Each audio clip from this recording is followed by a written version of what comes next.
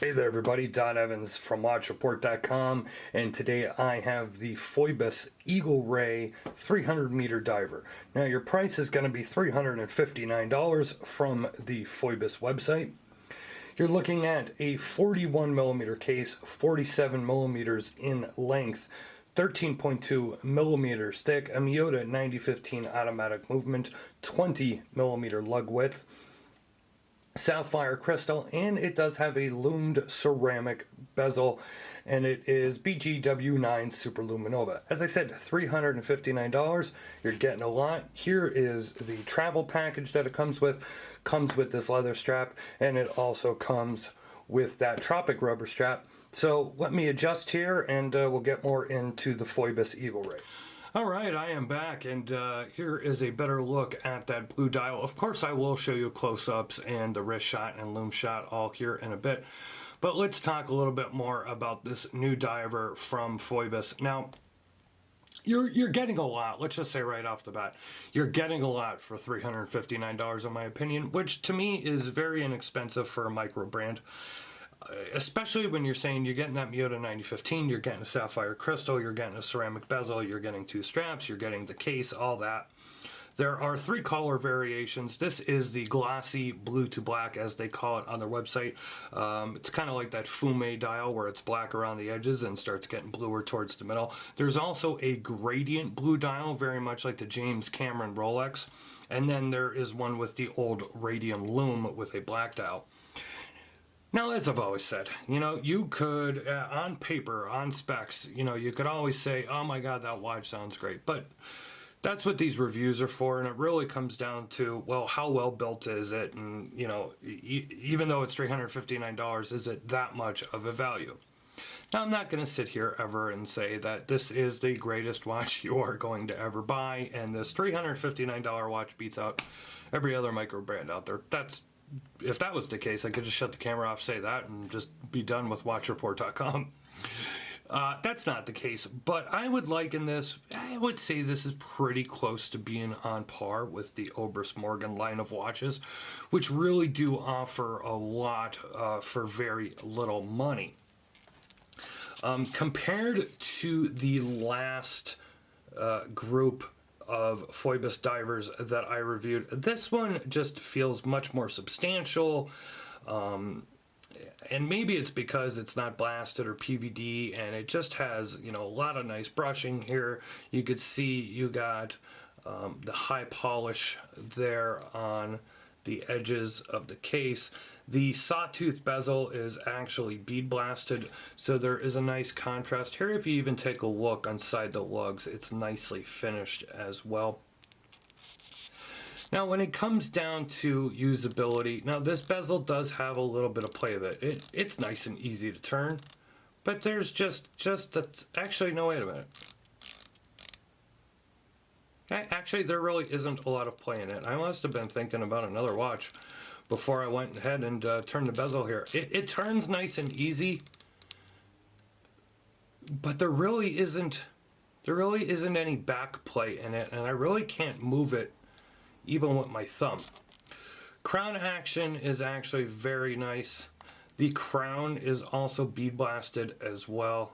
You do have your date down there at the 6 o'clock position, and if you're a fan of Watch Report, I am a big proponent of having the date down there at the 6 o'clock position, because I just feel it's usually the best spot that doesn't get in the way and doesn't get, doesn't ruin the symmetry of the dial. Take a look at the case back. Case back is pretty similar to most case backs on Phoibos watches. As a matter of fact, I think they've been using this case back for every watch that they've produced so far. Now, there is a few things that annoy me, and these are very little things, but can you hear that? That's that leather strap. I'll do it again in case you didn't hear it. This leather strap, I guess, just needs to be worn in. It squeaks, especially up here by the lugs. Now, here is the tropic rubber strap. It does not do it on the tropic rubber, so it's definitely the leather, just squeaky leather.